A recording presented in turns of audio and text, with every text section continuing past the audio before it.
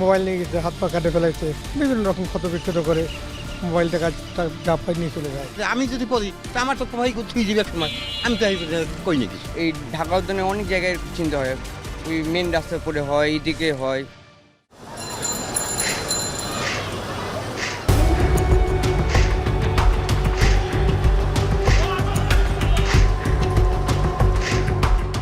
রাত গভীর হোক কিংবা ভোরের আলো, নির্জন সড়ক, গলি কিংবা গণপরিবহনের আশপাশে ওত পেতে থাকে ছিনতাইকারী চক্র। সুযোগ বুঝেই কয়েক সেকেন্ডের মধ্যে হামলা চালিয়ে টাকা, মোবাইল, মোটরসাইকেল বা অন্যান্য মূল্যবান জিনিস ছিনিয়ে নিয়ে পালিয়ে যায় তারা। নতুন জায়গা দেখা গেছে এলাকায় চল হঠাৎ কেউ আইছে, ওরা ওগো টার্গেট আছে, দেখলে ওরা ওই আটকে বাস দুইটা 3-4 জন মিলে মোবাইল নিয়ে যাবো। মোবাইল নিছে, মোবাইল নিয়ে ছেলে মেয়েরা আটকে আছে, সব নিছে। ওর গার্জেন দিয়ে ফোন দিছে, টাকা আন 50,000।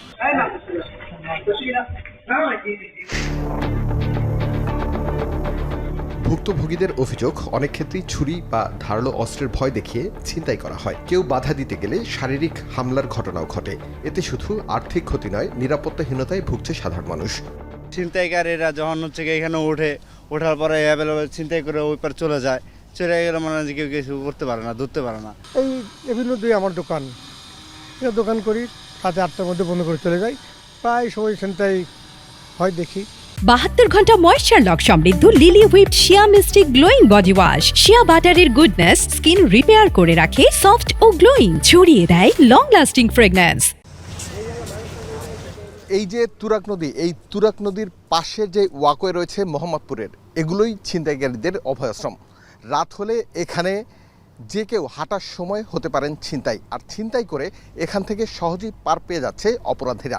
কারণ শুধু নদীটা পার হলেই আইন শৃঙ্খলা রক্ষাকারী বাহিনীর ধরাছোঁয়ার বাইরে চলে যাচ্ছে তারা। মোহাম্মদপুর এরিয়াটার ভিতরে একটু ভয় লাগে, একা একা আসতে ভয় লাগে। আমি 3টা মহিলা লয়ে যাইতে লইছি, পিছে ব্যাগ জ্বলানি আসিল, ব্যাগ জ্বলানিতে আপনার খাবাতে ব্যাগ হুন্ডা ছিনতাই করে লয়ে গেছে।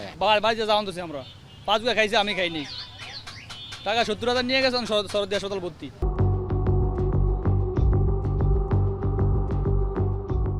নাগরিকদের অভিযোগ ও বিভিন্ন সময়ে আইনশৃঙ্খলা বাহিনীর অভিযানের তথ্য বিশ্লেষণ করে দেখা যায়, রাজধানীতে শতাধিক স্থানে সক্রিয় রয়েছে ছিনতাইকারী চক্র।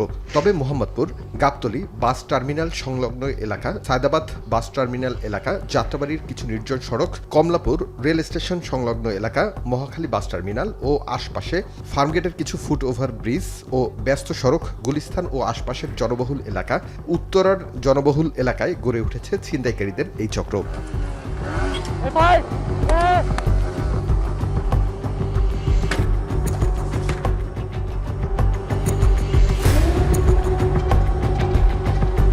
আইনশৃঙ্খলা বাহিনী বলছে, নিয়মিত অভিযান চালিয়ে ছিনতাইকারী চক্রের সদস্যদের গ্রেপ্তার করা হচ্ছে, উদ্ধার করা হচ্ছে ছিনতাই হওয়া বিভিন্ন সামগ্রীও। তবে গ্রেফতারের পর কয়েকদিনের মধ্যেই জামিন পেয়ে যাচ্ছেন তারা। এছাড়া নতুন সদস্য যুক্ত হওয়ায় কিছু এলাকায় এই অপরাধ পুরোপুরি নিয়ন্ত্রণে আনা এখনও চ্যালেঞ্জ।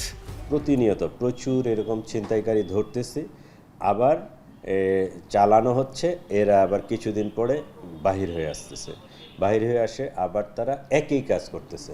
আমাদের আনএমপ্লয়মেন্ট একটা ইস্যু, আমাদের মনে করেন যে ছেলেদেরকে সুশিক্ষায় শিক্ষিত করা, এইটা একটা ইস্যু। নিরাপত্তা বিশ্লেষকদের মতে, সিসিটিভির আওতা বাড়ানো, ঝুঁকিপূর্ণ এলাকায় টহল জোরদার, দ্রুত বিচার এবং জনসচেতনতা, এসব উদ্যোগ একসঙ্গে বাস্তবায়ন করা গেলে ছিনতাইয়ের ঘটনা কমিয়ে আনা সম্ভব। মাঠের বাস্তবতা যদি এফআইআরে পরিপূর্ণভাবে লিখত, আদালতের এত দ্রুত জামিন দেওয়ার কথা না। কারণ মামলার বিবরণটা এমনভাবে লেখা হয় অধিকাংশ মামলায় বা ঘটনায়, যে যাতে সে দ্রুত জামিন পেয়ে যায়। এখন এই দ্রুত জামিন পাওয়া মামলার বিবরণ বা এফআইআরটা জামিন পাওয়ার উপযোগী করে লেখা, এই পুরো প্রক্রিয়ার সাথে একটা সিন্ডিকেট কাজ করছে। শুধু অভিযান নয়, অপরাধের কারণ চিহ্নিত করে দীর্ঘমেয়াদী প্রতিরোধমূলক ব্যবস্থা নিতে হবে। একই সঙ্গে নাগরিকদের সতর্ক থাকতে হবে।